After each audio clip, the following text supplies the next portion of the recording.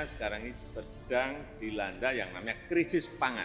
300 juta lebih orang sekarang ini berada pada kekurangan pangan akut dan kelaparan di beberapa negara. Hari ini diberikan kepada kita sebuah sertifikat bahwa Indonesia dinilai memiliki sistem ketahanan pangan yang baik dan sudah swasembada pangan. Kekuatan ekonomi nasional terwujud berkat jalinan sinergi pemerintah pusat dan daerah, lembaga terkait lainnya, serta dukungan masyarakat dalam mendorong pemulihan ekonomi. Berbagai tantangan terhadap stabilitas makroekonomi ke depan masih akan kita hadapi. Tantangan disrupsi rantai pasokan dunia sebagai dampak dari pandemi COVID-19 semakin mengemuka akibat tekanan geopolitik global. Kebijakan proteksionisme pangan juga semakin meluas, mendorong tingginya inflasi di berbagai negara dunia. Stabilitas makroekonomi dalam negeri juga masih menghadapi risiko, terutama kesinambungan pasokan pangan yang dibayangi risiko gangguan cuaca dan perubahan iklim. Menghadapi berbagai tantangan tersebut, respons kebijakan pengendalian inflasi perlu dilakukan dengan inovatif, adaptif, dan intensif. Dengan semangat bersinergi antar otoritas dengan kerangka 4K. Keterjangkauan harga perlu terus dikedepankan untuk menjaga daya beli masyarakat. Ketersediaan pasokan terus diperkuat untuk mendukung ketahanan pangan nasional. Kelancaran distribusi perlu ditingkatkan untuk mengurangi disparitas antar wilayah. Serta koordinasi dan komunikasi yang didukung data dan informasi untuk mendukung kebijakan pengendalian inflasi.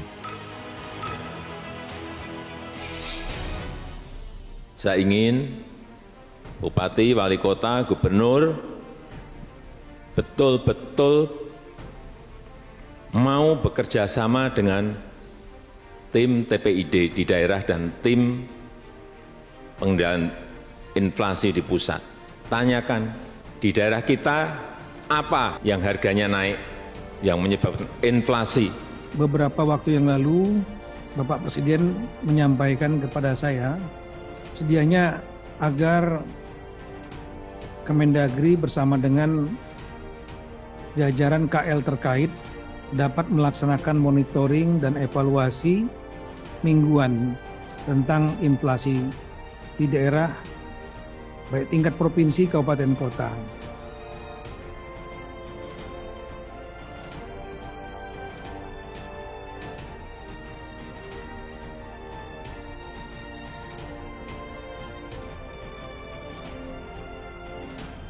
Paling gampang kita lakukan adalah bagaimana APBN, bagaimana APBD, bagaimana anggaran BUMN itu bisa men-trigger pertumbuhan ekonomi kita sendiri. Caranya, ya kita harus memiliki keinginan yang sama untuk membeli, untuk bangga pada buatan kita sendiri, bangga buatan Indonesia.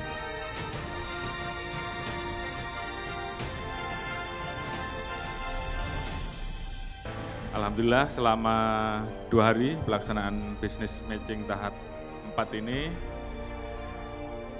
berhasil meningkatkan realisasi penggunaan produk dalam negeri oleh kementerian lembaga, pemerintah daerah, dan BUMN dengan rincian kementerian lembaga dan pemerintah daerah meningkat 27,96 triliun. Harapan kita semua peningkatan penggunaan produk dalam negeri ini terus akan meningkat. Harapannya bisa mencapai 100% pada akhir tahun 2022. Hal tersebut menjadi sangat penting karena dengan melakukan belanja produk dalam negeri, maka akan berimplikasi positif terhadap ketahanan ekonomi nasional guna menghadapi tantangan ke depan yang penuh ketidakpastian.